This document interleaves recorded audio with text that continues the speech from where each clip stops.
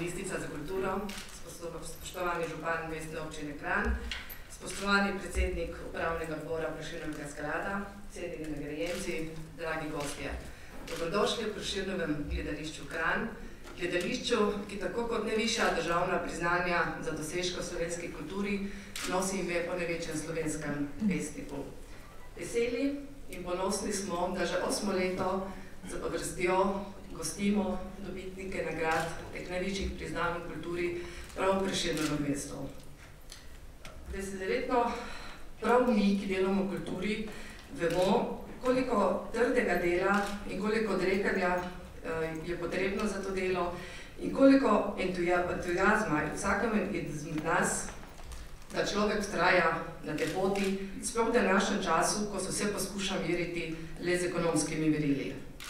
Verjetno se ne bom zmotila, če bom rekla, da je največja želja nas, kulturnikov, da bi se pomena kulture za obstoj ne samo slovenskega naroda, ampak tudi človeka kot duhovnega in razmišljujočega bitja zavedali vsak dan in ne samo na današnji praznični dan, dan kulture. Spoštovani nagrajenci, spoštovana gospa ministrica, spoštovani predsednik upravnega odbora Prešernovega sklada, dragi gostje. V čast in veselje mi je, da vas lahko na slovenski kulturni praznik pozdravim prav tu v Prešernovem mestu v Kranju. In ravno naš, jaz mu pravim kar naš, dr. France Prešeren je pred skoraj več kot 2 stoletji zapisal: "Narvec sveta otrokom sliši slave, tje bomo najdli pot, kjer nje sinovi si prosti voljo, vero in postave." Tako pravi Črtomir v epski pesnitvi Krst pri Savici. Letos bo minilo 180 let, oziroma letos mineva 180 let od prve objave v samozaložbi in sporočilo je še vedno zelo aktualno. Želimo živeti svobodno, želimo in bomo ohranili svoj jezik, za katerega se je naš Prešeren tako boril, svojo kulturo, kajti to je tisto, kar nas v veliki meri definira kot narod. Kultura ima mnogo oblik in mnogo obrazov, težko jo je opisati. Predvsem pa smo kultura ljudje. Ljudje s svojo pozitivno energijo, s svojimi idejami, s svojo ustvarjalnostjo. Saj ravno ustvarjalnost ali kreativnost je tisto, kar nas loči od drugih živali na tem planetu. Življenje človeka, ustvarjalca, je tisto, ki osmisli risbo ali sliko. Knjige z zgodbami in pesnitvami za danes in jutri, tisto, kar nam podari žar plesa, piše univerzalni jezik glasbe. Vse to je tisto, kar nam dajo ustvarjalci, še posebej ti na moji levi strani. Vi ste tisti, ki živite in gradite kulturo, vrednote in, upam reči, tudi presežke. Pesnik, ilustrator in karikaturist ter starosta slovenskega stripa, glasbenik, prevajalec, slikar, igralka, plesni par, ste letošnji nagrajenci in naši dragi gostje. Še enkrat dobrodošli v Kranju. Spoštovani nagrajenci in nagrajenke, iskrene čestitke v imenu Mestne občine Kranj in v mojem imenu in želim in upam, da se boste čim večkrat oglasili v našem Kranju. Srečno še naprej.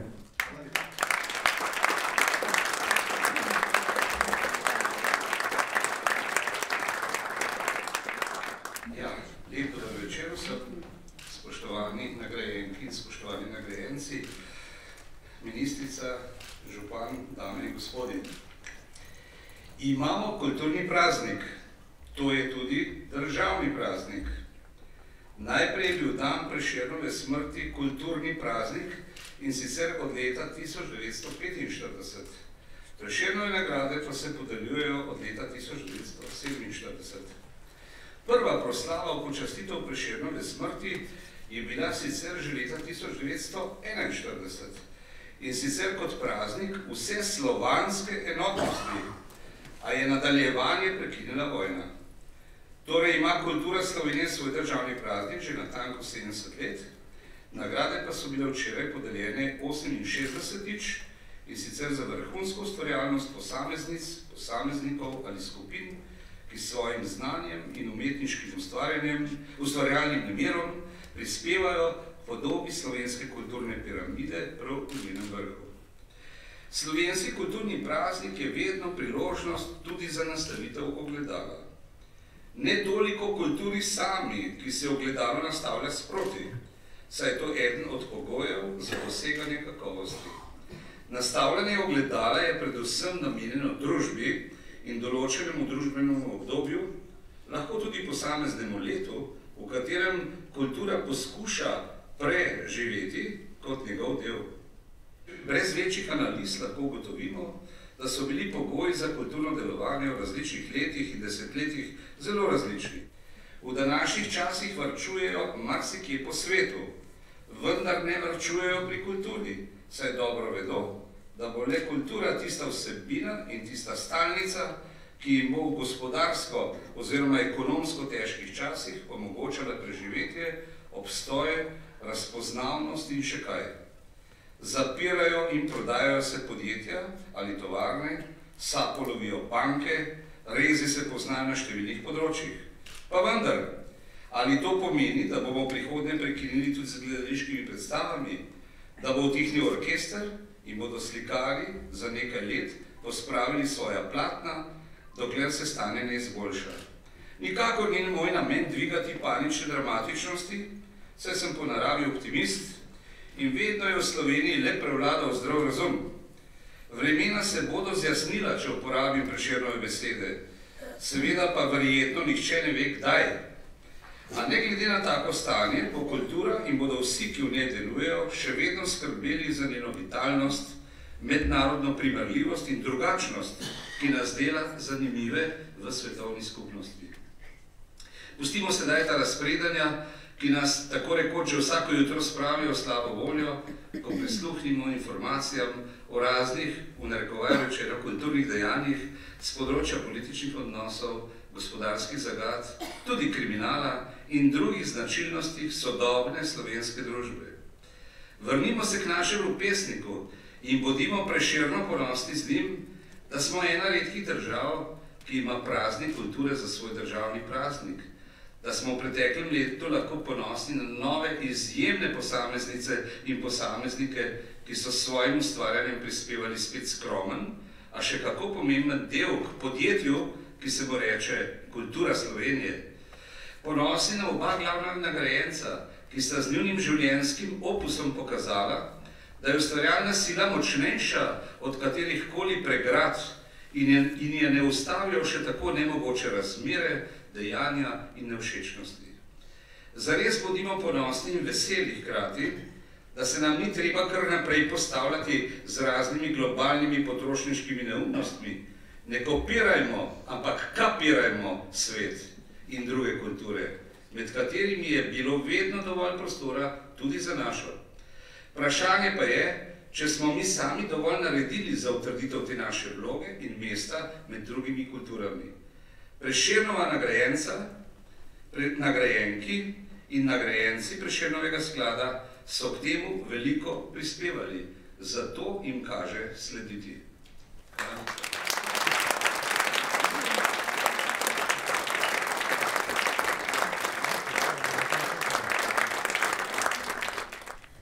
Spoštovana dobitnika letošnje Prešernove nagrade za življenjsko delo, gospoda Miki Muster in gospod Andrej Brvar.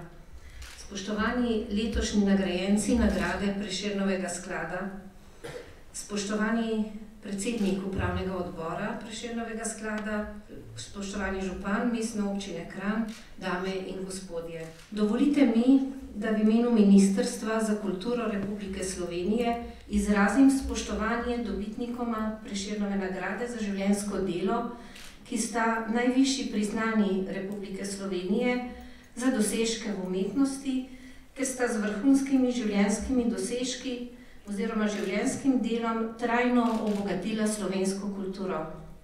Iskreno čestitam gospodu Mikiju Mustru, pionirju slovenskega stripa in mojstru animiranega filma, ilustratorju in karikaturistu. Gospod Miki Muster je našel svoje sanje v ustvarjanju, s katerim je razveseljeval tudi druge. Iskreno čestitam gospodu Andreju Brvarju za življenjski pesniški opus, esejistično in uredniško delo.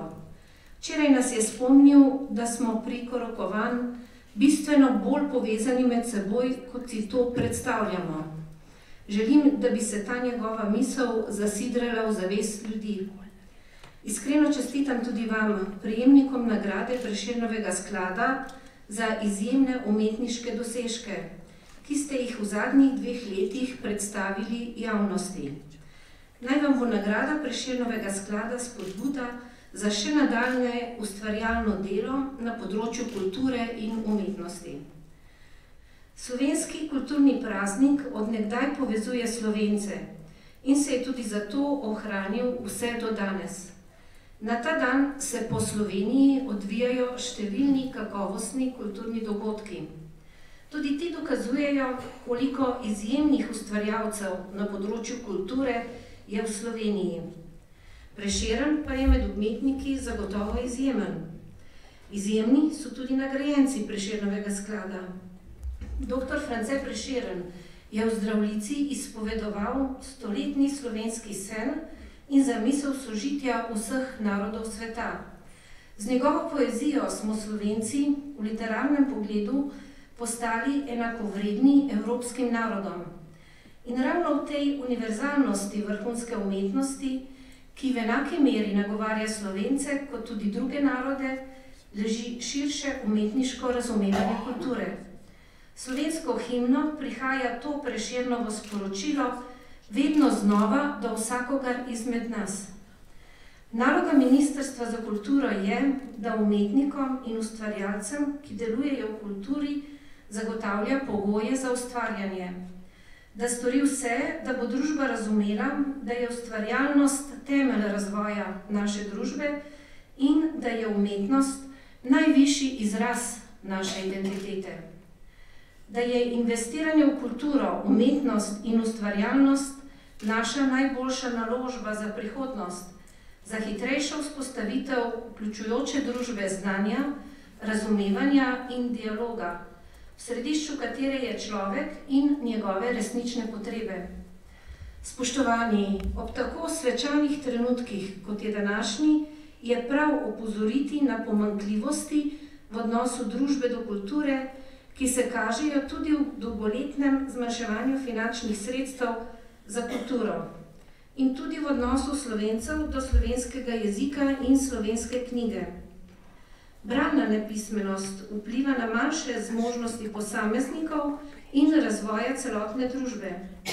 Zato velja danes spomniti na pomen spodbujanja branja, posebej v družinah, šolah in v knjižnicah.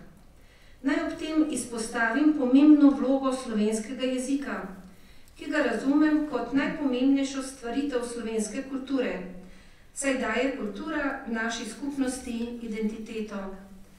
Pristajanje na stihijski razvoj jezika in na izrinjanje jezika iz določenih sfer izobraževanja ter iz posameznih strok, kar so prizadevanja nekaterih, bi vodilo v zaostajanje jezika za drugimi jeziki in s tem na zniževanje ravni kulturne avtonomije oziroma suverenosti nacionalne skupnosti.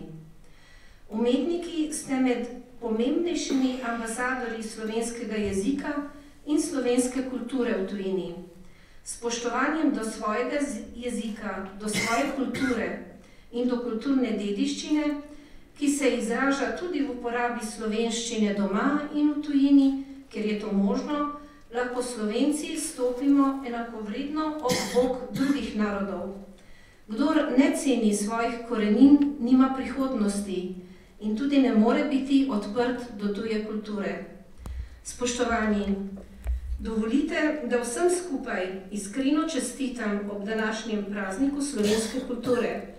Verjamem, da bosta vsem zanimiva današnji pogovor z nagrajenci Prešernovega sklada in kasneje tudi druženje z njimi. Hvala lepa.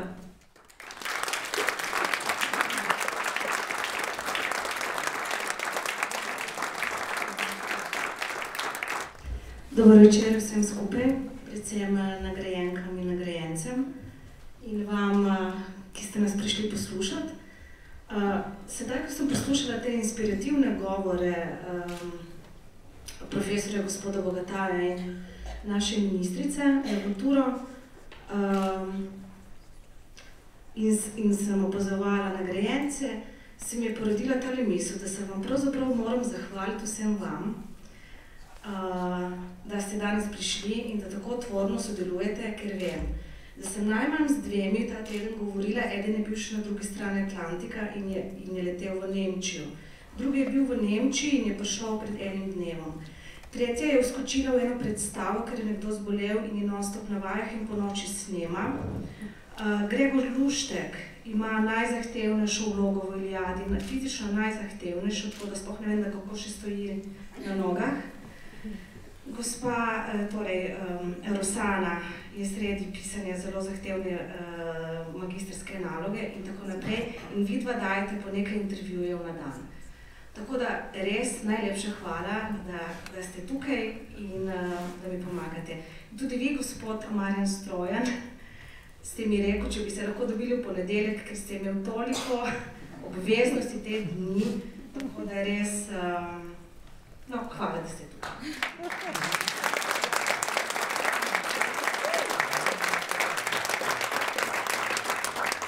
Bi se hotela povedati, da umetniki ves čas delajo.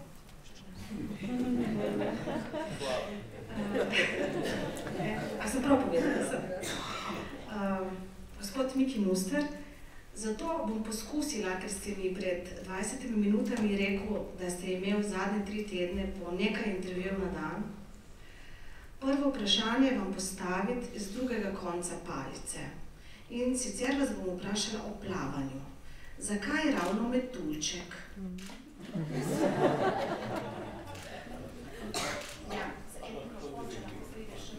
Zakaj ravno metuljček? Ja, zakaj je ta disciplina? A veste zakaj? Zakaj je ta disciplina? Zato, ko sem imel najmanj konkurence.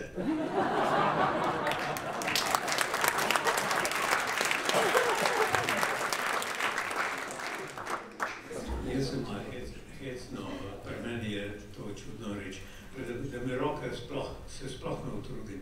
Jaz sem enkrat poskusil plavati, sem rekel, na morju smo bili, no, to je bilo pred 15 leti, sem bil še mlad, 15.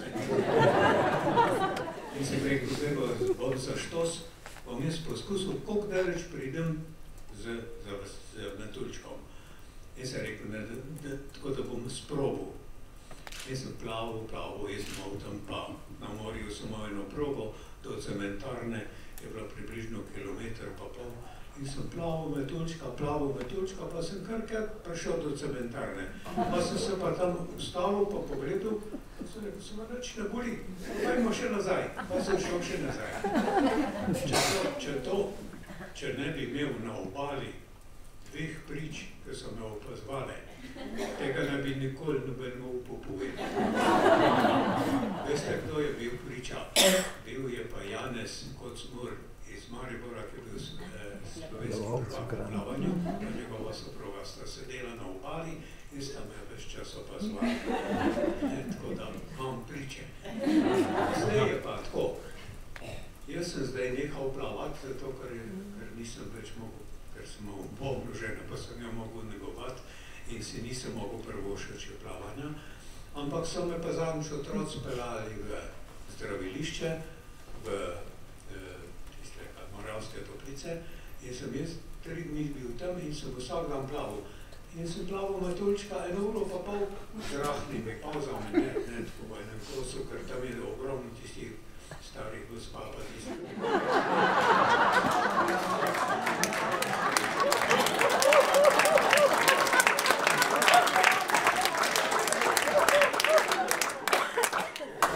Stojijo na sredi bazena, prekraj se delajo in so me ovirale. Tam slabo. Ampak še zmeraj zdržim, neverjetno nekaj z mano narobe, ker metuljčka lahko plavam zdaj, če bi šel vodo, me lahko daste, pa spet pa brez težav plavam. Ampak to je odgovor zdaj.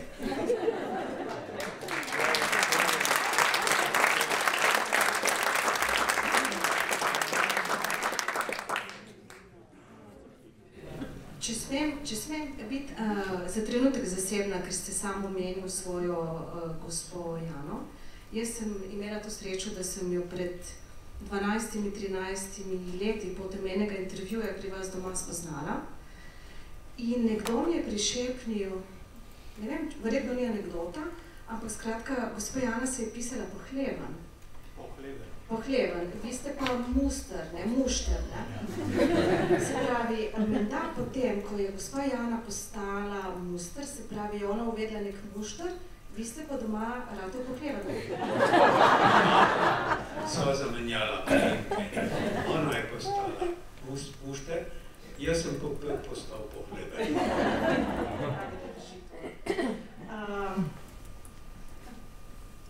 Jaz sem recimo stara novopečena mamica, ampak imam doma svojega starega trdanjo, lakotnika in zvitorevca, ki ga bo moj sin bral. Zadnji sem ga listala in kaj mi je ostalo v spominu? Gospa ministrica je poudarila, da moramo nekako vzgajati generacije, da čim več berejo. Eden od vaših stavkov se je oglasil, pogrezni se raje od sramu, ker napadeš na oboroženje. Skratka, vi ste mladini že davno nazaj cepljali, kaj je prav in česa ne smejo početi. In vi ste tisti krivec, ki ste med nas, jaz sem rojena po 70. letu, odcepljali sintagmo, hej, stari. Zakaj vaše stripe še zmeraj tako radi beremo? To jaz odgovora za to ne vem, se tudi sam sprašujem. Veste zakaj? Zato, ker jaz ogromno vidim, jaz tam imamo v Ljubljani to trgovino, ki ima z celega sveta stripe. Ja, striparna. In oni imajo od ameriških, francoskih, nemških, to je vse. In oni pravi, lastnik pravi, če ne bi mi ponatisnili zvitorepca na novo, zdaj 9. je, potem bi mogel on že štercuno že zaprt, že zdavnaj, ker nič ne proda, oziroma če proda po 3-4 tiste, tako dobi knjige, jih ostane. Ko so pa natiskali zvitorepca 9. zdaj, zadnja izdaja, so pa tiskali 1500 izvodov in so malo še čez 14 dni že ponatisnili. Veste, kako je? Jaz sem se trudil vse življenje, da sem zabaval ljudi. Jaz sem rekel, ker sem bil jaz kot otrok, sem užival, ko sem čital take stvari. In sem rekel, ko bom jaz velik, da bom take stvari delal, zato da bom razveseljeval, ker sem se jaz tako razveseljeval, ko sem to čital. Sem rekel, ko bom velik, bom take stvari delal, da bojo otroci imeli nekaj od tega. Mislim, otroci, od malega do smrti. Vsak v sebi ima otroka. In ljudje, tudi starejši ljudje, ne rabijo nekoga, da te soli pamet, pa ko prideš domov utrujen, recimo, po težkem delu. Sej tudi v služba je ene vrste stres, pa na cesti je stres, pa povsod, potem pa še, če pritisneš na televizor, se že streljajo, ali se pa med sabo kregajo. In jaz sem jim dal pravljice, trapaste, včasih je bilo prav butasto. Sem se čudil, sem rekel, da nihče ne protestira. Ljudje so se pa smejali, pa vse sprejeli. To je zabava. To ni bilo, jaz jih nisem prisiljeval, tam nekaj poučeval. Jaz sem jih poskusil, naj se ljudje smejijo, na noter, se ni treba, da ha. Lahko se smejiš tudi noter, v srcu. In ko sem jaz to risal, sem se tudi smejal. In če sem rekel, če sem se jaz smejal, so bojo tudi drugi. Pa so bili stvari, ki sem včasih se malo bal. Takrat je bilo seveda to vse prepovedano, da bi kakšno tako, vsak teden sem se bal, da ali bojo objavili ali ne. Ampak jaz sem potem vedno imel ta občutek, da če je meni všeč, pa če mene zabava, da bo tudi druge zabavalo. In to zgleda mi je uspelo, ker zdaj, kamor pridem, vse generacije, od stare mame pa do vnukov, vsi čitajo zvitorepca. Pa ne vem zakaj, jaz ne vem, upam, da zato, ker nisem noter imel nobenega nasilja. Jaz sem se izognil nasilju. grožnja, ja. Vsi so grozili. Kuli koža je grozil, da bo kožo slekel, da bo cel svet trepeta pred njim. To je bilo gmenjena grožnja, ampak te trije moji Slovenčki, ker so to trije Slovenci, vsak drugačen karakter, ampak vsi trije so Slovenci. Vsak sebe nekako spoznal od mojih treh figur. Lakotnik, Trdonja, Zvitorepec. Čist, vsak je drugačen karakter, ampak vsak ne enega sprejme. Fantje imajo najraj, tudi punce imajo radi lakotnika, čeprav je butast. Butast je močen, pa pretepati se zna, ampak nikoli nikogar ni rano. Je pa kakšno buško, za tisti bil pa dober za take stvari. No, jaz sem poskušal pač dati ljudem zabavo, poučno, recimo, k meni so prišli za promet. Zdaj naredim en strip, ki bo poučil, da bojo ljudje, če bo mogla luč pršale. No in sem jaz naredil eno pravljico z Vitorepcem, ki je poučna, zato da bo na koncu piše se celo opozorite svoje starše, če je megla, da ne bojo brez luči vozili. Sem potem, več policaj pa me niso en čas nič ustavila. No, jaz sem poskušal dati ljudem smeh, zabavo. Nisem jih hotel klistirati, pa terorizirati, pa na svete dajati. Jaz sem to nekako zavil v eno smešno obliko in zelo, če sem čisto odkrit, sem presenečen, kako sem v bistvu uspel. Ker še danes vse generacije, vsi čitajo z Vitorepca, kamorkoli pridem, vidim odzive pozitivne. In to je uspeh mojega življenja. Jaz sem presrečen, da sem dosegel to.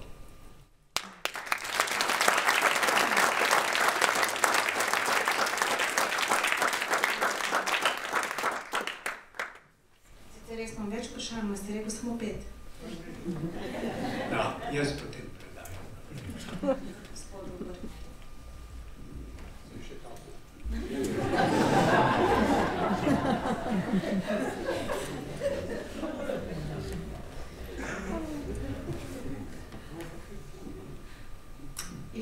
Jaz sem si nekaj pripravila pri gospodu Brvarju, ker smo se dobila nekaj 2 tedna nazaj in smo se zelo lepo pogovarjala.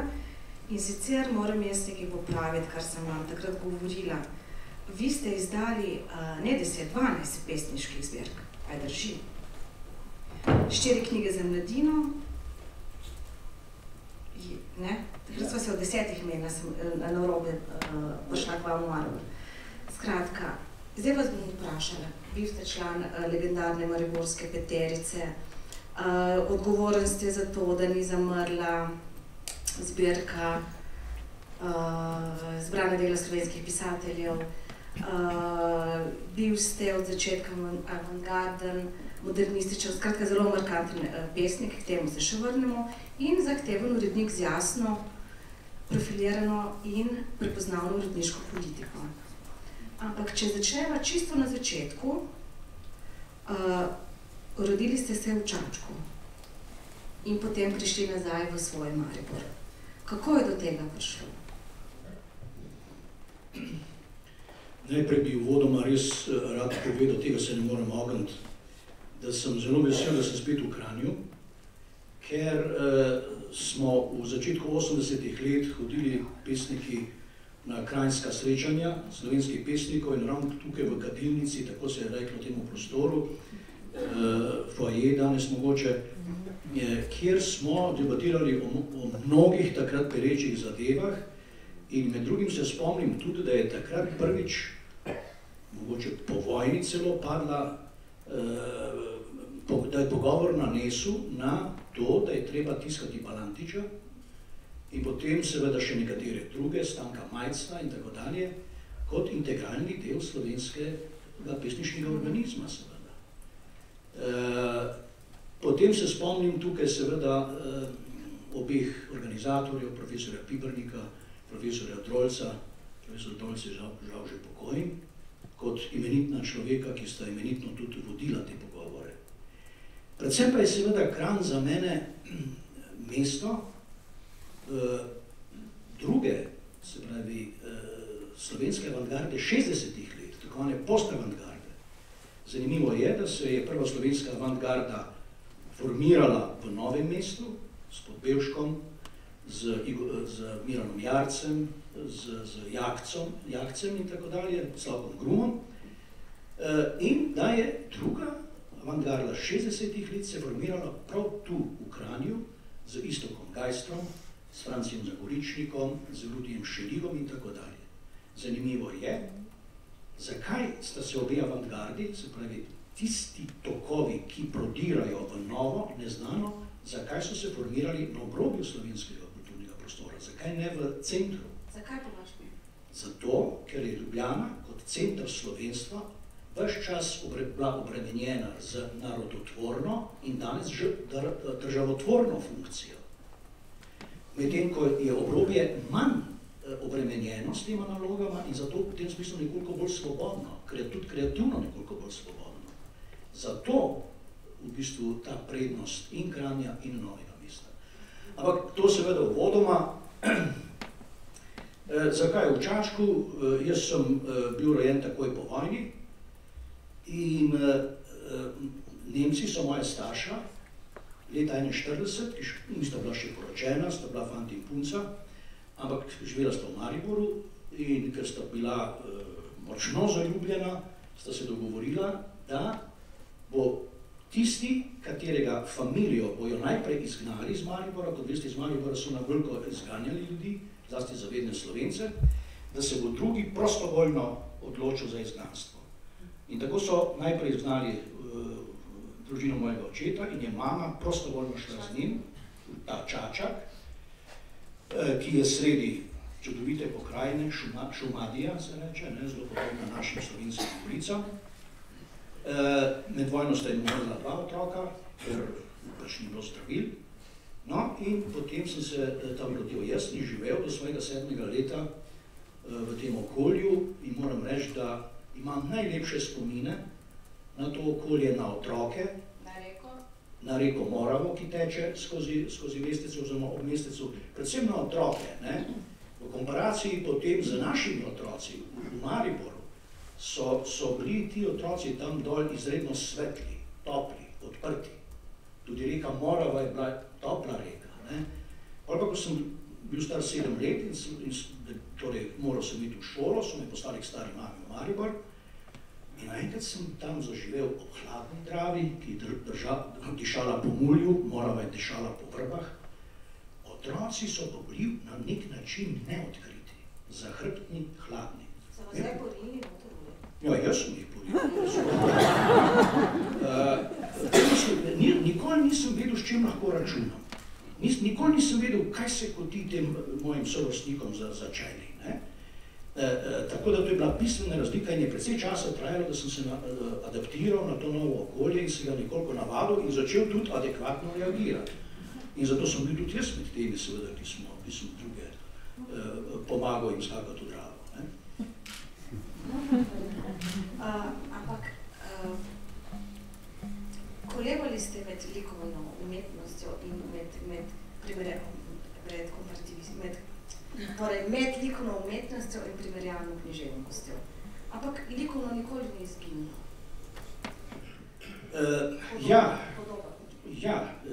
Ker sem vizualni tip človeka. Resnično si prej zapomnim obraz človeka, kot pa njegovo ime. In fasciniran sem za slikarstvom ves čas. Kraljevsko se počutim v ateljeju svojega prijatelja Zmaga Jeraja v Mariboru. In tudi sicer je temeljni element moje poezije pravzaprav pesniška slika. Svet vidim v slikah, kot neke filmske sekvence, bi rekel, ki se jih da zelo dobro opisati. Z leti vedno težje, ker opis slike mora biti tako plastičen, da bralec začuti vso tisto plastiko, pa tudi čustveno podlago, ki si jo imel ti, ko si to sliko zagledal. Navadno te slike ne vidim vsak dan in v vsakem trenutku, ampak v trenutkih epifanije, v trenutkih jasnovidnosti, v trenutku, ko se ti odpre enem intervjuju sem te dni povedal, torej prejšnji teden, recimo, kako to zgleda. Ne? V trenutku sem zagledal zasnežene smreke in zasnežene smreke v pozitivu in negativu hkrati. Ne? To je taka epifanija, ki ne traja dolgo. Ne? To so ti res trenutki jasnovidnosti. Ampak seveda bistvo tega je likovnost. Ne? Zelo likovno se to doživljam. In kot rečeno, je to temeljni element moje poezije in moja poezija v nekem določenem obdobju, zlasti v obdobju 60-ih let, v začetku 70-ih let, temelji na montaži teh slik, nepredvidljivi, nadrealistični pomen, poetični pomen, prihaja ravno iz tega nepredvidljivega stika dveh slik, ki sta sicer pomensko oddaljeni. In se tu naenkrat tvori potem ta tretja dimenzija te slike. Date en primer, da si bomo mogoče, da si bojo poslušalci. Recimo, poln travnik krtač, ne? Kako si pa kaj ti drugač? Šalim se. Ampak nekako si predstavljam, da vam gre verjetno že na jetra, bi rekli mi Primorci, ali pa na živce v Ljubljani, s tem kako vitalist. Veste kaj, to je postavljena floskula pravzaprav. Dobro, jaz mogoče imam v svoji naravi malo več tega, rojen sem sredi poletja, rad imam poletje, tudi rad sem se ukvarjal športom in se še delno, ne. Če bi šlo pri meni samo za ta vitalizem v biološkem smislu, bi bil zanimiv kvečemo za psihologa. Vendar pri meni gre za drugačni vitalizem, veste. Moj vitalizem, ali pa če hočete veselje do življenja, ne, izhaja pravzaprav iz dveh premis, ki me vedno bolj določata, čim starejši sem. Prva premisa je ta, da se staramo. Vedno bolj izhajam iz zavedanja biti za smrt. Ja, se pravi, zavedati se svoje končnosti, zavedati se časa, zavedati se tega, da ti je svet in življenje podarjeno. In če je to tako, potem je jasno, da je danes temeljno izhodišče mojega doživljanja sveta in samega sebe neka presunjenost, neko čudenje nad tem, da sploh vse je. To večkrat ponavljam, ne? Ampak to je zelo res in zelo ne opredeljuje. To, da je vse takšno, kakršno je, ko bi pa lahko bilo drugačno. Oziroma, da sploh je, ko bi pa lahko bil nič. Ne? In to pomeni ne samo človeka in svet, ampak tudi mene. Vsi, ki tukaj sedimo, nas čez 50 let verjetno ne bo več. Zdaj sedimo tukaj, zdaj se pogovarjamo, zdaj je ta srečni trenutek, da smo skupaj. In da si govorimo pač to, kar smo govorili. To so čudeži. Čudež nad čudeži je, da vse je in da je, kakršno je. To je zelo preprosta filozofija, ampak če si od nje presunjen, drži.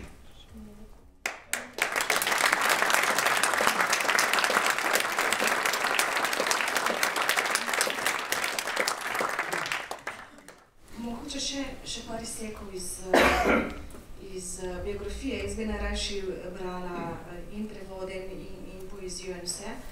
Ampak zanimivo je, da vi, mariborski pesniki, pisatelji, intelektualci, ste takrat, ko se je v Ljubljani, naj mi ne zamerijo moji prijatelji, pivalo, je malo droga in tako naprej, vi ste se ukvarjali športom. Vi ste to pesništvo vzeli z nekim zaledjem v športu. Mislite samo mene, ne vse mariborske. Kot oni so popivali, pa še dvakrat več kot Ljubljančani. Ne, gledajte, seveda sem hodil. Samo gledajte, če nadaljujem, odkot meni veselje do športa, tako kot mojemu sonagrajencu, zavedanje življenja je seveda tudi užitek v življenju. In velik užitek v življenju ti daje ravno šport. Vendar, kakšen šport? Ne tekmovalni šport. Tekmovalni šport, bi rekel, razvrednotuje samega sebe. Ti moraš v športu uživati v gibanju. uživati, če plavaš, uživati v tem, kako ti voda spira telo, če hodiš, uživati v tempu dihanja, v tem, kar je okrog tebe, spojiti se z kompletnim okoljem in sebe tako rekoč zgubiti, takrat se ti pa odkrije pogled v vse to, kar je okrog tebe in tako dalje. Glejte, če že ravno govorimo o Mariborčanih, mi smo imeli v svoji sredi olimpionika Leona Štutla. Človek, ki je najprej naredil, moder človek, ki je najprej naredil, bi rekel, umetnino iz svojega telesa, kot olimpionik. Pozneje, mislim pa, da mu je prav šport pripomogel k tej modrosti, je pa naredil umetnino tudi svojega življenja. Dočakal je 101. leto, bil je moj sosed v Majstrovi ulici. Vsak dan sem ga videl dopoldne in popoldne, kako je za strumnim korakom, torej hodil v mestni park, na svež zrak dihati. In ne vem, če veste, kako je umrl, kot velik gospod. Umrl je tako, da je poklical zvečer zdravnika, ki je bil določen za njega, prav posebej, dežurn za njega. In rekel, se mi zdi, da tokrat gre za res, ker mi srce zelo nemirno bije. In da ta zdravnik bil z rešilcem takoj tam, sam je šel po stopnicah v avto, se usedel, avto je odpeljal v bolnišnico, se je ustavil pred ustreznim oddelkom, sam je odšel po stopnicah gor, se ulegel na mizo, da bi ga doktor pregledal in umrl. Gospodska smrt. Gospodska smrt. To je za mene šport. To je za mene šport. Vse to, kar je tekmovalnost, je trgovina, je razvrednotenje človeka in športa.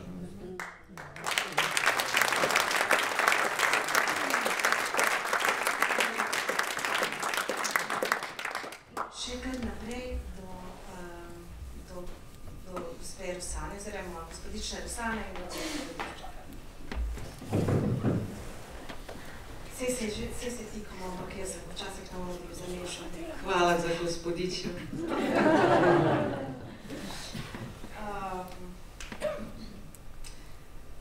Torej zame in verjetno ne samo zame, sta vidva plesni par številka 1 v Sloveniji. Že zelo dolgo.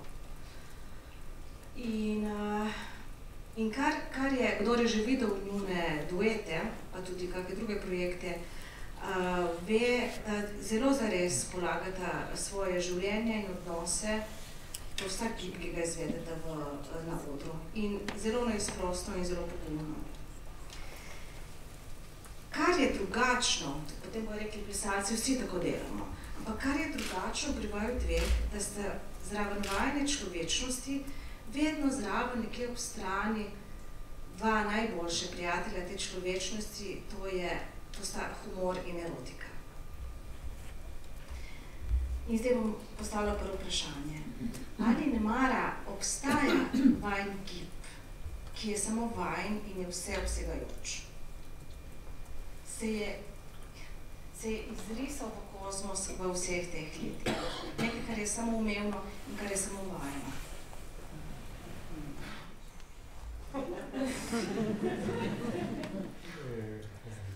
Skoro bi ti rajše zdaj ta odgovor odplesala. Ko ples rata filozofija, se jaz rajše umaknem. Nisem mislila, da bi postala filozofija, pa mogoče? Vseobsegajoč gib v kozmosu, ne vem, mogoče bi kdo, ki naj je gledal, to lahko odgovoril, ampak tudi če bi bil, vse ne vem, če bi imela dost velik ego, da bi si ga vzela zase, da je samo moj. Kaj pa ti gre lahko? Jaz mislim, da v bistvu vsak gib je posebej zase, je sam na sebi pomen. Vsak gib midva v bistvu tudi vse, kar odpleševa, vse koncentrira v eno samo smer, v en sam odnos, v eno samo akcijo, v en sam moment. V bistvu ples zame obstaja samo kot moment, kot trenutek In zdaj samo v bistvu kako čez te trenutke sam preživel, tako da v bistvu je, ja, vsak trenutek je vsegajoč, tako da v bistvu na nek način se lahko strinjam s tabo, da ja, tisti trenutek je v bistvu cel svet, ker si ti zatopljen 100% in z zaznavanjem in s telesom in z bitjo. Ja. Kar se pa tiče recimo humorja, ne, in erotike, pa se mi zdi, da... Ja, no to je Rosana, kar se je izognila teme vprašanja. Ja. To je pa... Ne, sem se sam tega temu kozmičnemu, vsegajočemu. Se mi pa zdi, da so blazno resna, ker počnejo stvari. Mi pa nikoli, kadar v bistvu koreografirava, pa naberava material, ne veva, kaj bo iz tega prišlo ven, ker se mi zdi, da zapis je v telesu in ko ti vzpostaviš nek odnos, tako da, ja, v bistvu si zelo resen do tega, da pa izpade erotično ali pa duhovito, humorno, je pa zaradi tega, ker je to zapisano v naju in samo po sebi pride ven. Kaj najbolj duhovito v bistvu rata takrat, kadar midva preveč resno mislova. Resnično tako resno mislova. Dobro, sem potem se pač začnejo smejati, ampak tudi to je lepo. Se pravi, kaj pa ne? Važno je, da se jih dotakne. Se pravi, odreagirali so, zdaj ali se smehom, ali z žalostjo, reakcija je, dotaknila se jih, ampak ja, ta duhovitost je ponovati zaradi najne obsesije, da smo preresna. Ja. Če sem prav razumela, ko smo se nedavno srečali, vidva dejansko v teh duetih, ki se gostijo vsako drugo leto, na oder pokažeta, kaj se vam dogaja tisti trenutek v življenju. Brez filtrov. Ja, mislim filtrov. Seveda ne ilustrirava, ne, tega, kar se nama dogaja dobesedno. Seveda to zdaj zapakirava v neko gledališče plesno, ne. To ne moramo zdelati na stran tega dejstva. Ampak ja, pač vsake 2 leti sva malo starejša, ne. Marsikaj se zgodil mes. Zapis ostane. Zapis ostane, ampak kako si drug drugemu dovoljujeta, aha, to temo bomo prelili v gibe, tega pa ne. Se pogovarjate o tem? Ne, saj tema je ista, tema sva jaz pa on. Prepirava se v glavnem zaradi metode dela, selekcije materijala, načina, ki je prav bo zdaj veljal. Vse cilj nekako mava isti, cilj je isti, ampak način, kako do tja, je pa diametralno nasprotje in so hudi boji. Hudi. Pol pa, ne, kakor je kdo močnejši kakšen dan.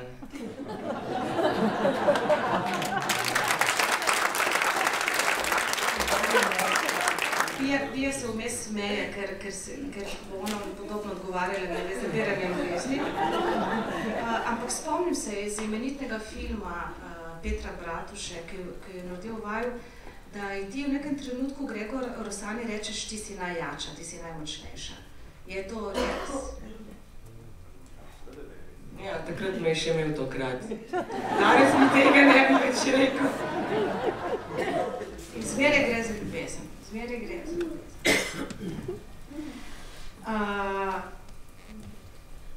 Če se še jaz poslušam uporabim za trenutek nekaj vajnega humorja, ko so vas nekoč vprašali, menda celo v tem filmu, odkot vama motivacija, si ti takrat Rosana rekla, da ste se teh duetov lotili zato, sta se lotila zato, da ste lahko kupili za 1000 evrov nove ploščice v kopalnici.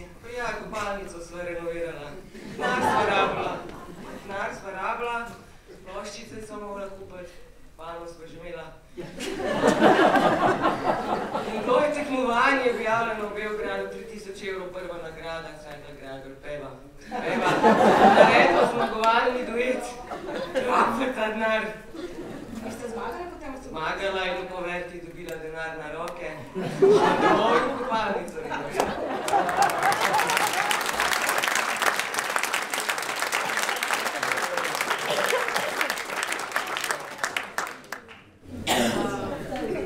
Torej, nekaj sem prebrala, da pripravljate 6. junija letos maraton v Cankrevem domu, kjer boste odplesala vse duete. 6. junija naj bi se to odvilo. Drži? Ja, veš, če bova odplesala vse duete, pa verjetno novo preživela. Za koliko materijale gre? Vse te zadnje duete še lahko odplešava, ker zdaj sva že tudi medva kot plesalca sva zelo stara, ne. In če zdaj sem predstavljam, da plešem en duet, ki sva ga naredila pred 10 leti, ne, me že misel ubija. V bistvu nek kolaž, neko dramaturgijo čez vse duete, tako da imam neko linijo, ampak celo materijala pa absolutno ne, ker 3 ure plesa, 3 ure pa pol pa ne bi zdržala. So trenutki v vseh teh letih, ko delate skupaj, koliko let? 15? Koliko let že sodelujete? Ja, tako da sva plesala prvič skupaj v predstavi, bilo posvetitev pomladi 96 let, tako da. Se pravi, da je kar že do hitro zračuna. Se sme govoriti o vrhuncih v tako častitljivem obdobju? Se lahko govori o vrhuncih? Ja, se vede, 20 let skoraj Rosana. Ne še govoriti o vrhuncih, no midva bi še malo povrcala. Mislim, po letih sva že za v penzijo, ampak ne bi še trudila. Pa, ko bova naredila duet, ko bo 60 let stara, takrat mogoče šla kaj. Hvala lepo.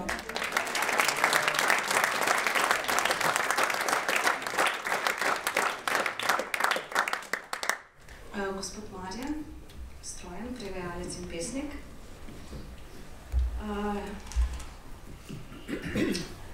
Nekaj bom prebrala. Gospod Strojan, veljate za enega najboljših in najuglednejših prevajalcev iz angleščine, kar je kar ena velika konkurenca.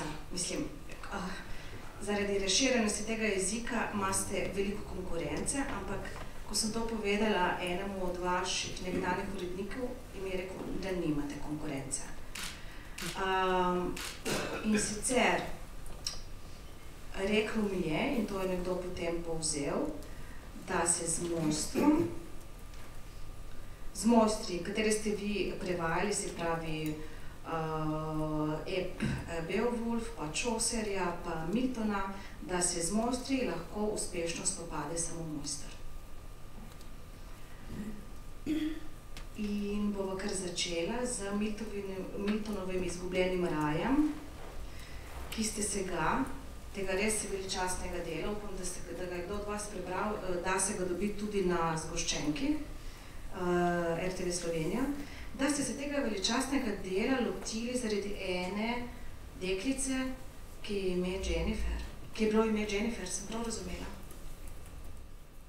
Posredno? Ne, pravzaprav nisem se zaradi, ampak zaradi tega, ker je imela ona, kako se to reče, bi rekel, A-levels, maturo je delala takrat, ne. In ona me prosila, Škotinja, torej Britanka, na pol Irka, na pol Škotinja, ampak se je odločila, da bo šla, se pravi, da bo šla na najboljšo škotsko univerzo, njihovo, St. Andrews, in me je pravzaprav rekla, da bi jim malo pomagal pri Virgilu, pri latinščini, ampak čim sem videl, kaj ona zna, sem znal 10 na latinsko. Ona je res dobro znala, ampak potem me je pa zelo začudilo, da pa potem sem imel pa nek odlomek tega Miltona nesrečnega za preved, v bistvu za parafrazirati v prozo, iz verza v prozo, v angleščini, normalno. In sem videl, da nič ne razume. Ni šlo, ne. Zdaj pa jaz se nisem hotel blamirati, meni se je zdelo, da razumem, zakaj gre. Sem rekel, nič si vmes to slovenščino prevedel, najprej si napisal po slovensko, pa po angleški povedal, da ne bo kaj narobe. In jaz tisto vzamem, pa napišem tam 5-6 verz in sem skoraj dol padel. Bilo je tako lepo, bilo je nekaj, kar še v slovenščini nikoli nisem videl, napisan, mislim, neverjetno. Tako se je začelo. Poveste za trenutek, mogoče za tiste, ki ne poznajo tega epa, Izgubljeni raj, mogoče ozadje, bi lahko rekli, da je zgodovinsko ozadje, neka družbena situacija takratne Anglije, kaj podobna današnji v Evropi, Sloveniji? Mislim, a veste, to velika dela, ta, ki slonijo na arhetipih, jo boste vedno najdli ozadje, boste vedno nekaj najdli, ampak dejstvo pa je, seveda, Milton je bil državni sekretar v revolucionarni vladi, ko so imeli prvič republiko in so kralja obglavili. On je bil potem tudi magister latinus, pomeni tisti, ki je bil zadolžen za korespondenco med dvori, zlasti protestantskimi dvori, ko je moral to pred drugimi suvereni parlamenti, tako naprej, to dejanje regicida upravičiti. In seveda moral je recimo reagirati na terorizem, na to. A veste, kot danes ob takih groznih stvarih, ki se zdaj dogajajo, dajo šefi, državni sekretarji, dajo neke tiskovne ali pa na kratko nekaj objavljajo. Ampak seveda, kaj je on naredil? On je za vsako tako stvar napisal sonet. Ali v latinščini, ali v angleščini, ali v italijanščini. Znoj celo hebrejsko in grško. In seveda, Anglija je nenadoma zrasel pogled. Kdo je ta človek, ki je tam zunanji minister, ki to obvlada? In vam povem, da za takim človekom ponavljati besede v enem drugem jeziku je pa trening poezije. Pa karakter, pa bi rekel, trening karakterja. Tvoj ego se mu šlo zgubi. Zelo. Če imaš ti upravka, 25 let sem to delal, sem pripravljal. Če pravzaprav v istem gospodinstvu živiš s takim človekom, nekako razumeš, mislim, kakšne daljave te ločijo do tega genija in obenem pa seveda začneš neskončno spoštovati tisto, kar je naredilo. In mislim, da je ta, ko prevajaš, to je popolnoma druga stvar kot pesnanje, kaj se moramo razumeti. Da bom čisto jasen, da to lahko narediš, moraš biti najprej pesnik. Vse to bleno. Ja, moraš biti brez tega se tega ne da prevesti. Tudi malce glasbene, vse to? Absolutno vse, ja. Tako kot recimo, bi lahko pri njiju rekel, tisto slavno Jecevo, you cannot tell the dancer from the dance.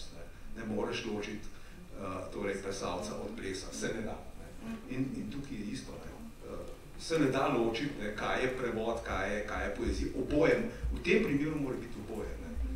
Mislim, to je res težko in naporno, ampak hvala Bogu sem zdržal. Tisti dan, ko sem napisal zadnji vers, enkrat v pol 7 zjutraj, bil moj nasrečnejši dan v življenju.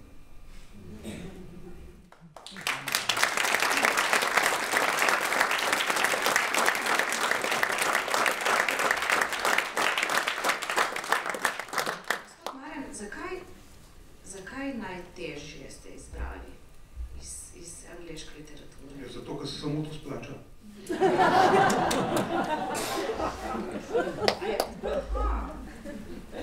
Hočete reči, da se sodobna angleška literatura ne splača prevajati? Ne, to ne, ampak pač vsak ima neko afiniteto.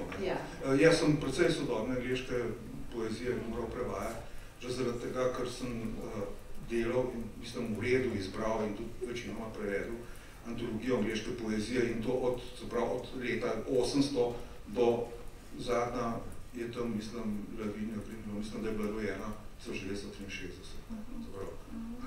In ta zadnji del, kjer seveda so me moji mlajši kolegi pošteno nategnili, tistih tekstov je bilo 5-krat manj, kot sem jih obljubili, tako da sem jih moral prevajati jaz, ampak sem jim zelo hvaležen, da mi niso nič pozvali, ker sem se veliko naučil, seveda v moderni angleški poeziji. Prej ste rekel, da nima nobene veze za poezijo prevajanja Miltona. Ampak mene zanima, ker midva se pa ne poznava, za razliko od nekaterih ostalih Prešernov nagrajencev, je je energija, ki se pretaka po Marjanu Strojnu, poetu, zelo drugačna od tiste, ki v vas poganja prevajalca. Deloma je ista, v tem deloma je ista, deloma pa se mora pretvoriti v takšno, kot je v avtorju, ali pa si se jaz lahko predstavljam, da je. Je pa to seveda jasno dano z jezikom. To ni neka transubstanciacija čudežna, kot torej v nekom svetem prostoru. Jezik, največji, najboljši pesniki so vsi v jeziku. Kot je plavalc v vodi, je ves pesnik v jeziku. Vse je tam noter. Tisto, kar je odzuni, ni nič važno. En velik ruski pesnik, Boris Pasternak, je to rekel, da o tem, kaj je v življenju, kaj je, tukaj imaš življenje, pa imaš tisto, kar ostane na papirju. In tisto v življenju, to sploh ni dobro nič vedeti za pesnika. Samo tisto je važno, kar je na papirju. In to ima svoj raison d'être, to zaradi tega, ker je treba se usmeriti v celoti, vso tvojo, vici o tem, da daš vso tvojo energijo, nekako zavijaš v tiste stavke, v podredja, v verze, v karkoli, ampak na tak način, da v hipu, ko se je prav s tem soočen, se tisto nekako gre vanga, se razpre pred njim in tista energija je nenadoma njegova. Tudi to je mečkom podobno plesu, veste? Ali pa tudi igralci, mislim, v bistvu je, prevajanje je neka interpretacijska umetnost. Je tako, kot je igralec, ki igra neko dramo, je podobno, je plesalec, ki igra neko koreografijo, in je konec koncev tudi tako, kot pianist. Ali pa pevc, ki igra, ki poje nekaj, kar je se nekdo drug naredil, ampak tisto je zdaj njegovo.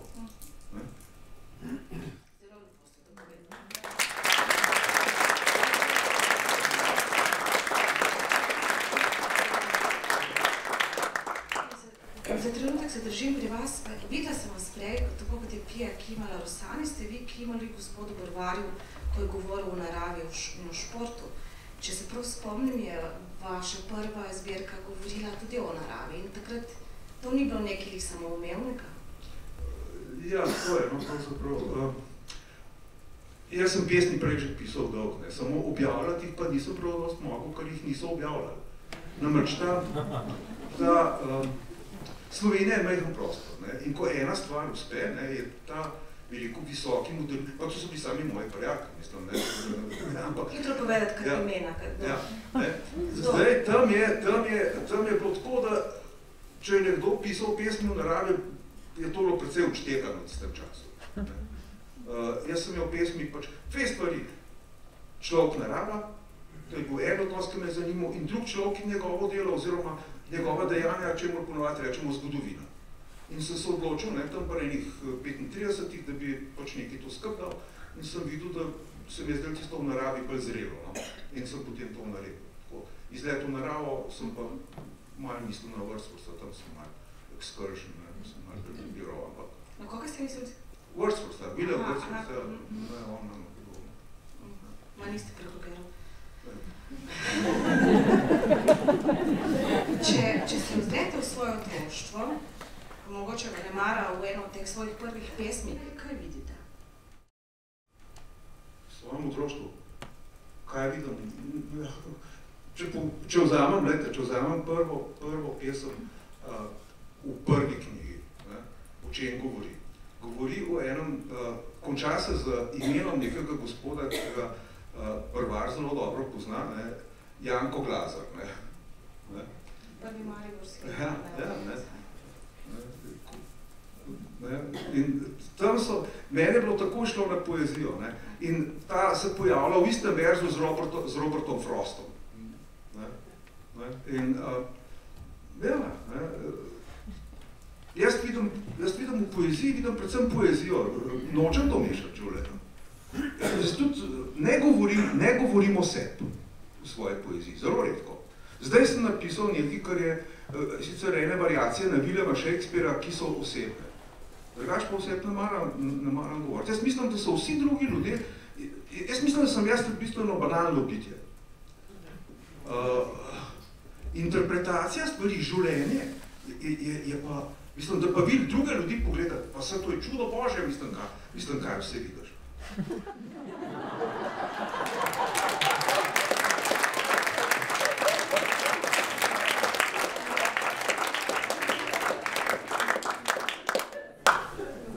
Kaj vidimo? Poglej.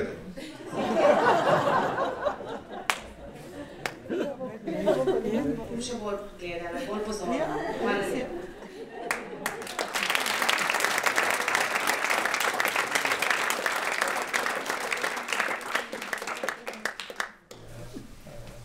Zdaj gremo gospodu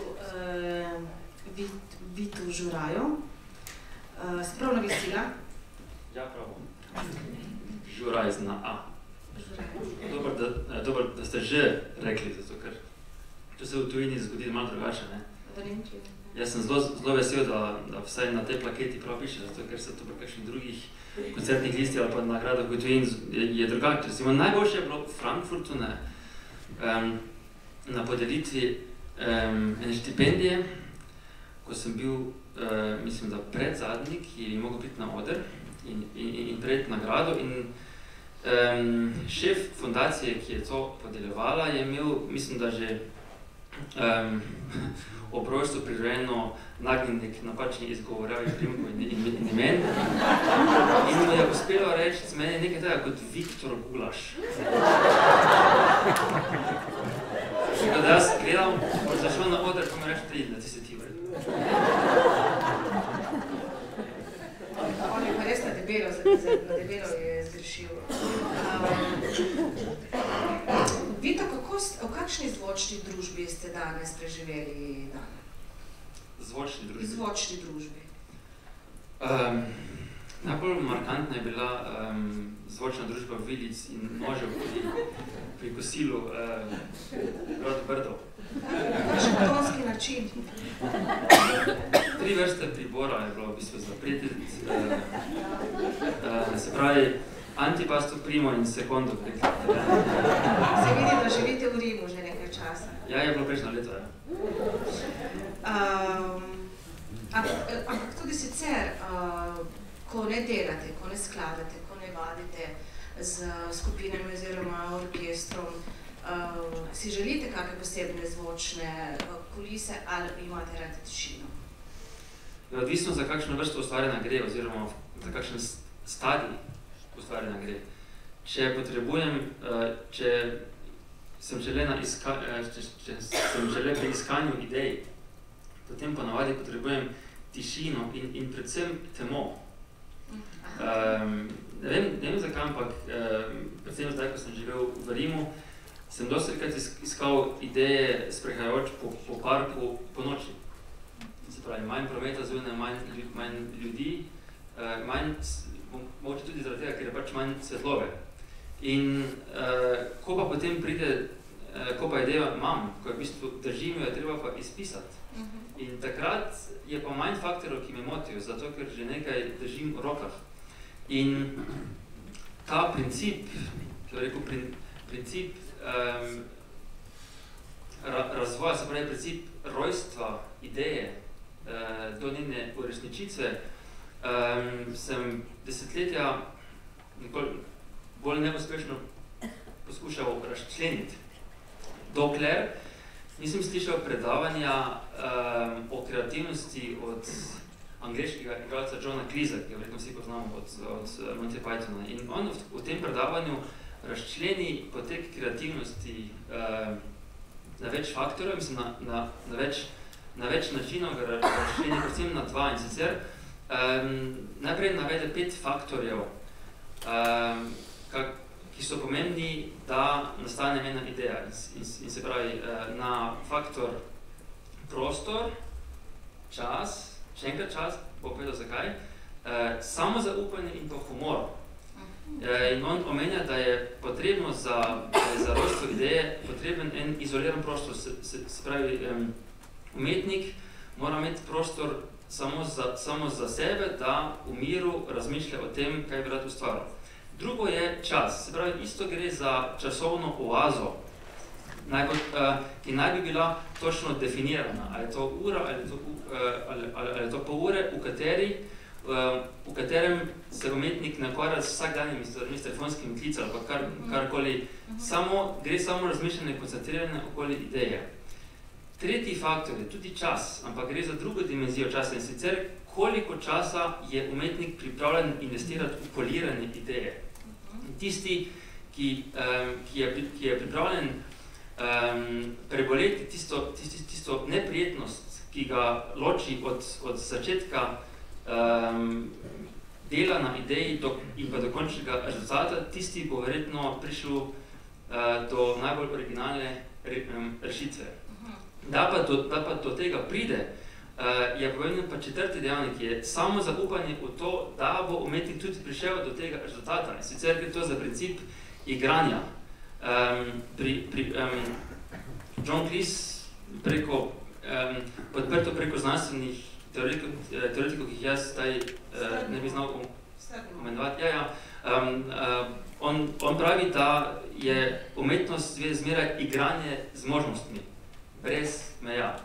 Da pa človek pride iz vsakdanjega življenja do tega stadija, je pa zelo važen humor, ki najhitreje sprosti duha.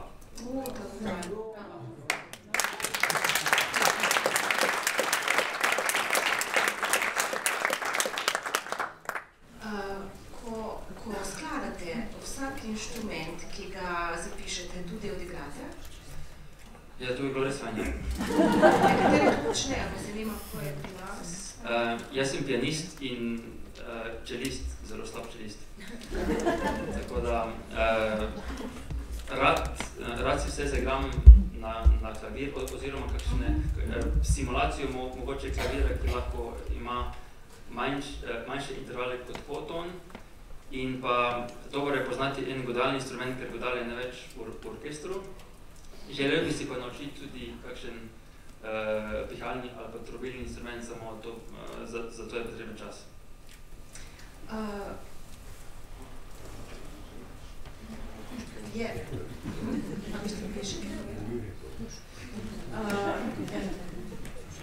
Lahko, sebe že da lahko. Skratka, koliko drži, da se skladatelji ukvarjate predvsem z detajli, ne? Da ti detajli dajo smisel vašemu delu. Detajli? Ja. Detajli so en del celotne oblike. In sicer samo delo na detajlu ima malo pomena, če umetnik nima pregleda na celotno obliko. Prav tako v obratni smeri, če se umetnik ukvarja samo z površnim izgledom in površnim sporočilom in ne gre od detalj, je lahko to ohlapno. Tako da mislim, da balansiranje med makro in mikrostrukturo predstavi obraz umetnika. A vse odstotno definirate pri pisanju skladb? Je vse odstotno definirano že vnaprej? Ne, to je odvisno od tipa skladbe, od mentalne kondicije in pa od časa, ki je predviden za skladbo. Lahko je tudi sam material skladbe, recimo, da eno delo nastaja zaradi tega, ker je cilj, da je vse definirano. Lahko so pa tudi dela, kjer je veliko stvari prepuščeno improvizaciji umetnika. Oprostite, ker sem vas tako nadrobno te stvari spraševala, ker se prej nisva utegnili o tem pogovarjati. Zdaj me pa zanima, kako je s tem pri vas. So določeni zvoki ali pa napevi v nas, ki govorijo, kateri stari čas ali pa novi čas se naseljuje v nas. So določeni zvoki, ki jih mi posredujemo v inštrumente, v notni zapis, ki govorijo predvsem o nas, so naša osebna izkaznica. Sami za mikom mislite, da je tako, ko gledate kakšne svoje starejše skladbe? To je, mislim, starejše skladbe pri teh letih. Da pa to čez 30 let. Ker ste vsi tako eminentni tukaj, da ste naredili pač vrhunsko in tako doživljam, tako da ne mi zamerite. Ne. Torej, starejše skladbe od leta 2003 naprej. opredelil kot mogoče glasbeni zvoki in tehnike, ki smo jih navajeni kot klasične. Se pravi, če poslušamo simfonije od Beethovna, smo navajeni na klasičen simfonični zvok, ki se potem rahlo spreminja glede na razvoj kasneje, recimo v naslednjih stoletjih. Kar se je pa spremenilo od začetka 20. stoletja do danes, je pa večji skok v estetskem merilu. In jaz, ko sem zaključil študij kompozicije na Ljubljanski akademiji za glasbo, sem odšel iz nje z enimi določenimi znanji, z eno bazo, kateri sem potem postopoma dajal obraz, se pravi obraz razpoznavnosti. In to gradnja razpoznavnosti ni linearna in ni predvidena, je odvisno od veliko dejavnosti, od veliko dejavnikov. Za mene so bila zelo pomembna potovanja in obiski festivalov, kjer sem spoznal nove glasbenike, nove instrumente, nove oblike in se navdihnil za raziskovanja v različnih smerih, ki so v končni fazi prispevala k temu, da je moja glasba mogoče razpoznana na ta in ta način. Moram povedati, da je gospod Vito res zmagoval na najbolj eminentnih festivalih v Nemčiji in širše. Vaš kolega, violinist iz Filharmonije, moj dobro sosed, mi je vse povedal, da ste res špica. In kar je zame zanimivo, ko se pogovarjam z glasbeniki vašega kova, ko imam to srečo, skladatelji, kako torej, vi v Karlsruheju poučujete gregorijanski koral. Obenem ste mojster nove, ne vem, a se še reče sodobne glasbe, ali je to samo nova glasba. Kako preskakujete ta stoletja, to, ne, kako bi temu rekli, zgodovino glasbe, način mišljenja, dojemanja? Mogoče zaradi nastavitve mišljenja, sicer za mene obstajata dva tipa glasbe. Glasba, ki me navdušuje in glasba, ki me ne navdušuje. Kaj je dobra glasba danes? Kaj je danes dobra glasba za vas? To bi porabila zdaj 2-3 ure, da vidim. Meni je vseeno, ali je to zabavno, ali je to resno. Čemu bi reči, da to je dobra muzika? Tista, ki me emocionalno prevzame in pri kateri začutim, da gre pri umetniku za kvaliteto dela. Zato mene zanima glasba iz vseh vekov. In bi se tudi, tako kot se posvečam sodobni glasbi in tudi stari, ko ste omenjali, bi se zelo rad tudi vsem ostalim zvrstem, ampak žal želim samo eno življenje se mogo izbrati. Tako, za gregorijaniko me je navdušil profesor gospod Tone Potočnik iz Akademije za glasbo in nekako sem dobil možnost za poučevanje osnov iz tega predmeta na Visoke šole za glasbo v Karlsruhe. In zaradi tega, ker je za mene to pomembno kot zivelka zahodne glasbe. Sicer gre za liturgično, enoglasno, vokalno glasbo, ki prihaja v enem posebnem notnem zapisu, iz katerega se je razvila notacija partitur, kakršna je zdaj seveda po dolgi zgodovinski poti. In za mene je povezava s to osnovo zelo pomembna, ne da bi jo jaz njo uporabljal. Tudi sem napisal skladbo že z uporabo samih starih znakov, ampak predvsem zato, ker ta glasba me na en način osvobodi. Gregorijanski koral ni napisan s taktnicami, tako da meje fraz so določene z dihi, kar pomeni, da so pisane na kožo glasbenih pevcev. In prav dihanje brez omejitev, dokler pač gre in nadaljevanje potem z naslednjo frazo se mi zdi zelo zanimiva opcija za grajene glasbenih misli, ki lahko bi rekel, da je abstraktno, da bi zdaj v vsakem mojem delu to zaslišali.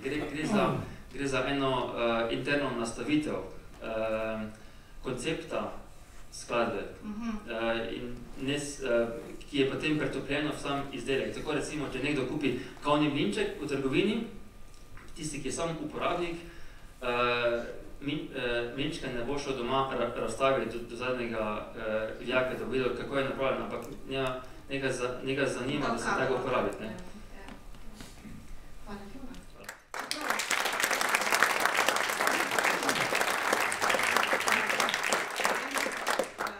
Verjetno že čez čas, ampak vidim, da je na vas vplivalo rimsko življenje, rekel ste antipasto primo secondo, zdaj dolče ne smemo pozabiti. Torej, sladko na koncu. Prosim, če mi res odgovorite na to vprašanje, ker ga nisem mogla zaslediti v zapisih o vas. Katera glasba vas osebno najbolj privzdigne? Vam daje največ radosti? Mislite za to točno skladbo? Ne bi politično korekten. Lahko za zvrst, ali pa za skladbo, ali pa za obdobje? To bi res različne storitve. Jaz lahko imenujem skladbe v vsakem stoletju nekaj skladb, ali pa veliko skladb, ki me navdušijo. Recimo zelo rad poslušam simfonije Gustafa Mahlerja, opere Richarda Straussa, spektralno glasbo Gerarda Griseja, prav tako kot Gregorianiko in lahko bi še našteval. Najlepša hvala.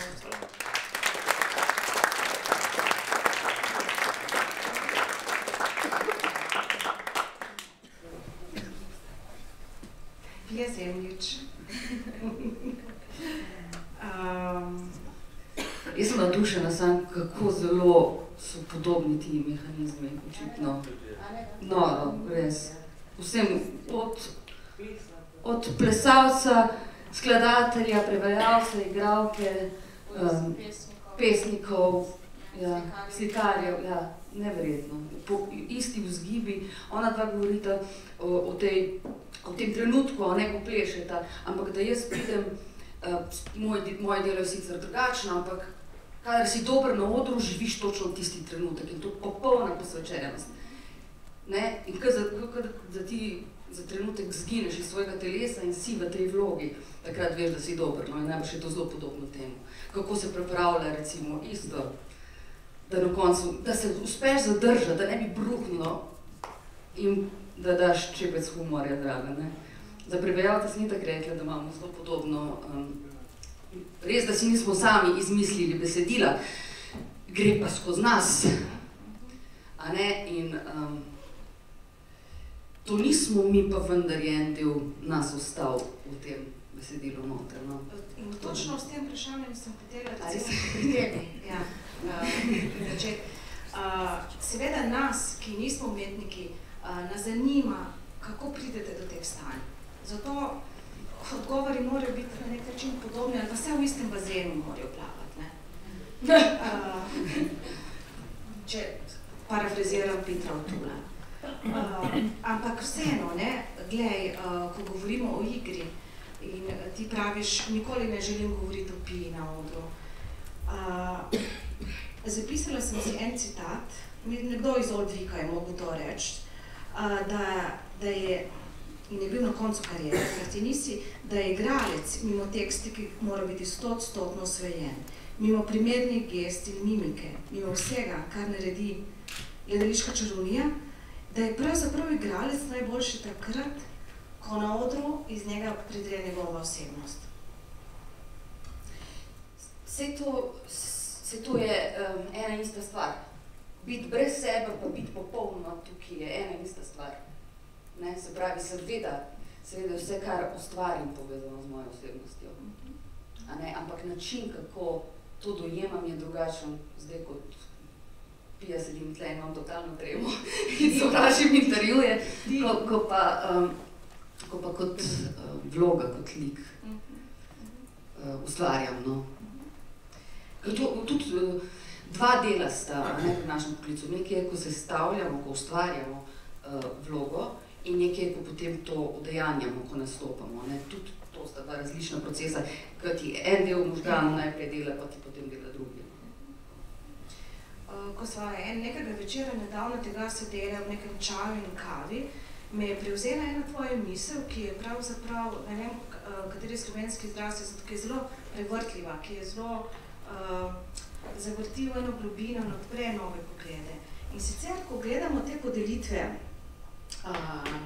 nagrad za visoke dosežke v igri in režiji in scenaristiki, v Hollywoodu in v Londonu in v festivalih, igralke navadno govorijo, joj, končno je prišel čas, ko lahko tudi od 40. leta naprej igramo, so teksti za nas v vlogah, so teksti v dramatiki. Ne? Pija je tistega večera, mislim, da je začelo snežiti, mi je povedala nekaj, ko sem jo vprašala, kako vidiš svojo igro 20 let nazaj, ko si začenjala, in so vsi govorili samo, kako si lepa in kako si lepa in kako si seksi in tako. In so včasih pozabili na tvoj talent in delo. Danes, ko prihajaš v 40 leta in ti si mi odgovorila, berem po spominu, rekla si mi, da je končno prišel čas, ko lahko igram na vlogo ženske, ki resnično obstajajo. Ženske, ki so seksi, pa tudi ne. Ki so ponosne, a včasih svoj ponos požrejo. Mile in krute ženske, pametne, zmagovalke z napako, včasih na robu pameti, a ne nujno zavožene luzerke. Temu bi se lahko reklo poenostavljeno, da končno lahko igram kompleksne in komplicirane ženske. Zato mogoče zdaj vprašam publiko, Marko ta ni tukaj. A so se moški že naučili imeti radi kompleksne in komplicirane ženske? Je pa tako moj tle. On zagotovo jače, ne bi imel tako fajn hčerke. Ja, absolutno me zanima igrati resnične osebe.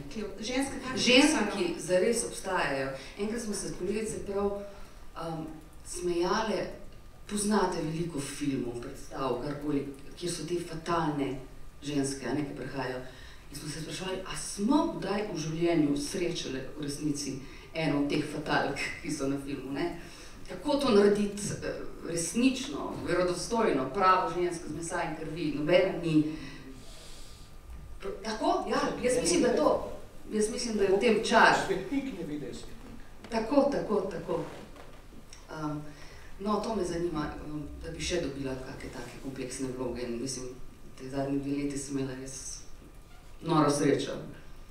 Trenutno si sredi snemanja? Sem že končala. Snemala si film z Damianom Konstantinom? Za leto Nočno življenje, ja. Zdaj, kar je presenetljivo pri tebi, ki tako veš, da sem tvoja fenica že leta, pa ne samo to, da si ti in tvoja sestra, ki je režiserka Barbara Zemljič in ki te je imenitno režirala v Paniki in za to vlogo jasno si tudi dobila nagrado Prešernovega sklada, da ste pravzaprav obe dve Zemljički izjemno pametni in ste tekmovali v logiki in v matematiki in ste nasploh zelo tako in obe dve ste šli v umetnost. Jaz mislim, da je to zelo povezano. Včeraj smo se pozno v noč, da nas niso vrgli sem krivega doma pogovarjali, kako zelo sta si glasba in matematika podobni. Jaz mislim, da je to isti užitek in isto moraš ti pač znati ujeti pravi trenutek in komedija, recimo. Pravi trenutek, pravo repliko plasira. Če si zamudil čas, si pač slab. Treba je delati in potem to hkrati sproščeno spustiti skozi sebe. V katerih predstavah, v kakšnih predstavah najdeš največ smisla zase? Različno, zelo različno. Tudi za medij se ne bi mogla odločiti. Jaz obožujem film, sem preprosto premalih poznamemo, da bi lahko človek samo od tega živel. Tako da vse mi je v redu, samo da je dobro napisano. Pa da predvsem s kom delam. Jaz mislim, da je moje delo zelo kolektivno delo, kljub temu, da ja, je en del zgolj neko individualno razmišljanje in ustvarjanje, ampak predvsem je pomembna pretočnost in energija, ki jo imamo med sabo soigralci in seveda režiser in celotna ekipa. Tako da, kadar je dober tim, se zna zgoditi kak presežek in to pa res en tak izpolnjen občutek, no. Ne bom samo z enim vprašanjem, če lahko te še malce, in sicer gre za spet nekaj, kar smo si nekoč rekli in se jaz nasmejala do konca. In sicer rekla si nekoč, da če bi bila na samotnem otoku, se spomniš? Ker bi se znašla kot režiserka skupaj z možem, igralcem Markom Mandićem, Bradom Pittom in Julio Roberts, bi najprej uredila tako. To si dala ti to vprašanje, si mi dala. Da se ti mi nisi do konca odgovorila in danes mi boš. Da se Brad in Marko ne bi stekla niti do pasu, kar je težko. Julii bi naložila skrb za kuhinjo. Nisi mi pa povedala, kdo bi koga igral. Brad Pitt Marka, Marko Becketa. In kaj bi ves ta čas v družbi teh dveh moških počela ti?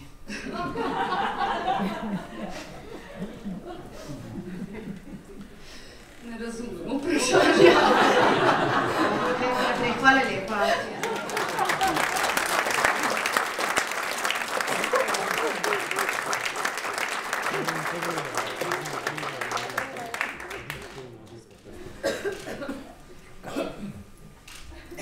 Mislim, da smo zaključili, vse smo povedali.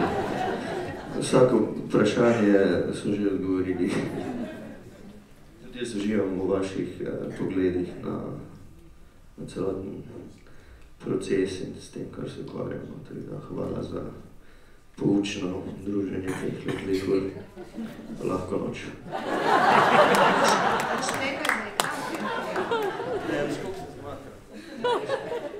Ti postavim kakšno vprašanje? Lahko. Kaj pomeni danes biti jazzist?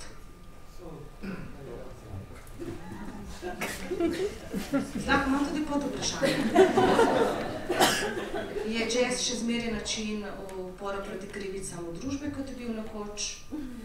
Ker je še zmeraj mislim, da tisti, ki se izbere jazz za svoj način življenja, nekako mora imeti tak značaj, da se ne odloča za najbolj komercialne poteze in ne živi vedno najbolj enostavno.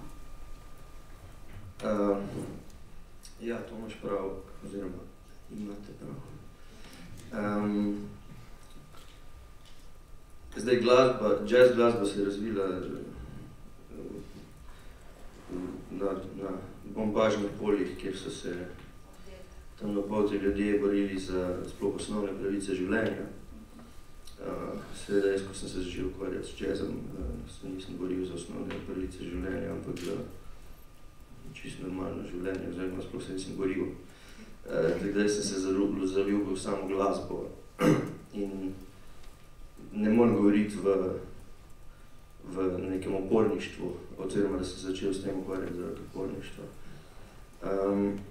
Ampak v samo lepoto glasbe, ki je postala lepa zaradi ljudi, ki so se borili za svoje preživetje. In že sama misel na to, da igram glasbo, ki se je razvila od ljudi, ki so se borili za življenje, mi je dovolj.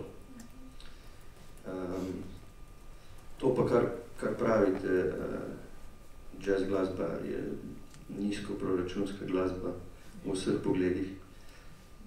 In je dostikrat težko zaradi količine nastopov, ki jo moraš opraviti kot glasbenik, kot jazzovski glasbenik. In pa zaradi količine plačila, ki ga dobiš za svojo ponovno delo. Prej smo se pogovarjali v fojeju, ko sem živela v New Yorku, so bile, se pravi, najemnina je bila 2-krat nižja, kot jo plačujete sedaj vi, ne? To ste mi vi povedali? Ja, da sem to, ne? Da, pred, mislim, da 15 leti 99. ste plačevali za stanovanje $500, zdaj pa jaz plačujem 1600 za 60 kvadratov. Če vas smem vprašati, vi ste študirali klasično glasbo. V katerem trenutku je, skozi katera vrata, ali sploh niso bila vrata, se je pojavil saksofon? Jaz sem začel s klarnetom. Ja, jaz sem bil najslabši klarnetist v Velenjski godbi. Ko smo šli na tekmovanje, Velenjska godba je drugače zelo dobra amaterska, zelo dober amaterski pihalni orkester, eden najboljših v Sloveniji, eden od najboljših v Sloveniji in smo hodili na svetovna tekmovanja teh orkestrov. Ko smo se pripravljali tik pred koncerti, zadnje vaje, jaz sem igral 3. klarnet, se pravi 1., 2., 3., najboljši igrajo prve, malo manj boljši druge, malo še manj boljši pa 3. No in jaz sem igral 3. klarnet in še čist na koncu sem sedel. No in še dirigent je pa rekel, Jure, ti tam v teh delih se sam pretvari, da igraje. Sam prste premikaj klarnet, drž v ustih, ampak ne igrati. To so bili moji začetki, tudi moj prvi učitelj klarneta je mojemu očetu rekel, veš kaj, po moje boljš, da Jure nekaj druga dela, ker za musko pa ni. Jaz sem tudi klarnet pustil, ker sem bil pa takrat glih skater in smo poslušali neke rock bende oziroma skaterske bende, ki so imeli noter saksofon, malo sem igral tudi kitaro, in ki smo se trudili z enim bendom v garaži. Sem hotel potem igrati saks v tem garažnem bendu in so mi na Velenjski glasbeni dali en star saksofon, in sem se ga jaz poleti začel sam učiti. Potem pa je prišel v Velenje Oto Vrhovnik, profesor saksofona na visoki šoli na Dunaju, za glasbo na Dunaju, in je začel učiti, on je bil sploh prvi učitelj za saksofon v Velenju in jaz sem bil njegov prvi učenec. In mislim, da po pol leta učenja z njim me je on nekako me pokazal to glasbo v tem smislu, da sem veliko vadil, ampak da me je poslal na manjše nastope z lažjimi skladbami, ki sem jih lahko dobro zaigral in dobil tudi dober feedback od publike in jaz sem se v tistem trenutku zaljubil v to nastopanje, igranje glasbe, se pravi povezano tudi s publiko. Se pravi, jaz sem začel uživati v tem, da nastopam in da padem noter v nek svoj svet, ko igram. In to so bili moji začetki. In igral sem leto pa pol saksofon, takrat sem tudi res veliko vadil, zato sem v gimnaziji pogrnil.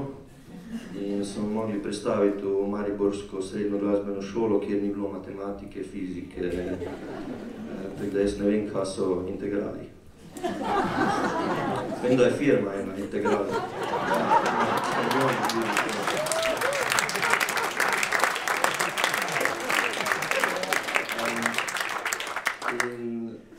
In po letu pa pol igranja saksofona me je Oto Vrhovnik poslal v en orkester svetovnih mladih glasbenikov, oziroma evropskih mladih glasbenikov, najboljših. In so rabili saksofon in za vse te orkestre moraš narediti audicije, in to so audicije po celi Evropi.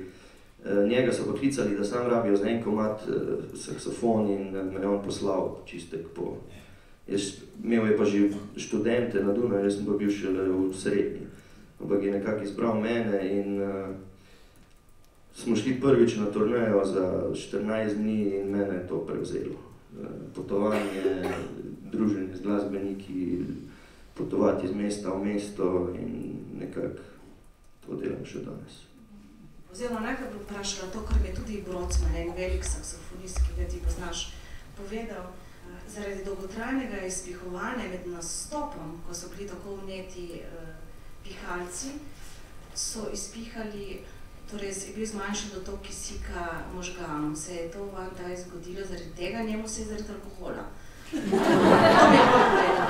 A je res, da se lahko tako močno piha, da se padeš v nek trans, če je dolg nastop? Mislim, padeš v trans, seveda. Mislim, meni se še ni zgodilo, da bi se izpihal. Mogoče nisem dovolj spil. Ampak slišal sem, da so te vibracije v glavi, sploh pri trobilih in pihalih, sploh pri trobilih, ko igrajo visoko, in pa pri pihalih, kot so fagot in oboa, so te vibracije kar malo nevarne tudi za kak možgansko kap ali pa kaj. Kot pravim, meni se še to ni zgodilo. Kakšno je občinstvo, ki razume jazz, ki prihaja na jazz koncerte? In koliko ženskega deleža je v tem občinstvu? Je danes kaj več kot pred 10 leti? Dobro vprašanje. To v ženskah, mislim. Ne, mislim, ker je res. V New Yorku zagotovo. V New Yorku, zato tudi živim tam, ljudje res ljubijo to glasbo. In tudi na Japonskem ljudje ljubijo to glasbo. Mogoče smo v Evropi za to glasbo malo preveč zadržani. To je glasba direktna, nekako tudi ljudje, ko to glasbo igrajo, so zelo direktni, odprti. Mogoče evropski pristop malo bolj zaprt, malo rabimo več časa, mogoče kak kozarček več, da se odpremo in sprostimo. Tako da publika je zelo različna, kamorkoli grem. Ampak mislim, da tisti, ki res ljubijo, so zelo, so ljudje, ki recimo med koncertom upijajo, ki si dovolijo to sodelovanje nekako z nami. In to nas goni naprej, to nas napolnjuje z energijo, mi to radi slišimo. Če je skozi tišina, si jaz včasih mislim, ni jim všeč, oziroma se lahko v trenutku malo vprašaš. In seveda imam raj, da je publika energična. In tudi komentarji, recimo, včasih. Je pa zelo, ne vem, ljudje včasih pridejo po koncertih, pa se ti zlijejo tam tudi čustveno, koliko si jih, recimo, ne vem, popeljal nek svet. Decembra sem bil na Japonskem in smo igrali v enem klubu in je prišla ena v pauzi, ponavadi se igra 2 seta v klubih, 1 ura, pa pol pauza 15-20 minut, pa še 1 urica, pa 45 minut. In je prišla ena gospa v pauzi in me objemala in ni znala nič angleško, potem je moj ta menedžer, ki me je takrat pripeljal na Japonsko, mi je nekaj prevajal, da pač sem jo čist navdušil, prevzel in da hvala in je dobila solzne oči in pa sem še jaz bil, smo bila oba, pa sem objemala in je šla. Mislila, kaj, drugo, to, ki je bilo všeč, da gre domov zdaj, se še imamo en set, ne, glasbo. Mislila, okej. In je prišla nazaj v sredini drugega seta in mi dala kimono. Ne vem, če poznate malo japonsko kulturo, ampak če ti nekdo podari originalno kimono, sploh svojo, to je bilo po noči, se pravi, ni mogla iti ona kupiti kimono, je to neka čast, da, mislim, mogoče mi niti ne poznamo take časti kulture, take časti, kot jo imajo oni. In to so publika, ki pridejo na naš koncert, včasih igraš za 15 ljudi, pa se ti zgodi to. To je bil zelo mali klub, to je bilo, mislim, da 35 ljudi. Ampak jazz je pač taka glasba, ki igraš za mogoče manjšo množico, ampak dobiš pa tak feedback močen, kot bi te nagradila 5000 glava množica za aplauzo. Bi bili pripravljeni deliti malo tega džeza z nami zdaj? Ne,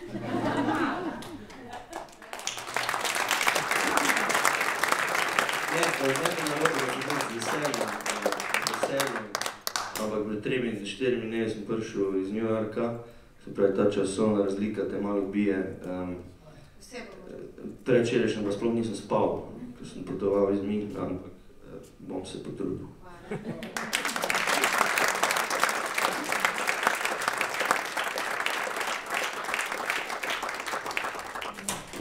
Zdaj, kaj v jazzu zaigrati,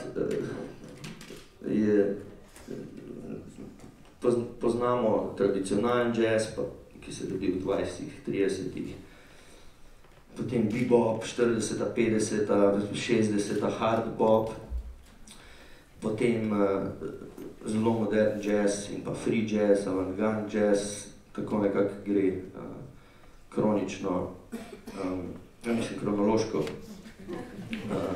razvoj jazza, ne kronično, grem jaz. Ni še tako hudo. In sem se odločil, da bom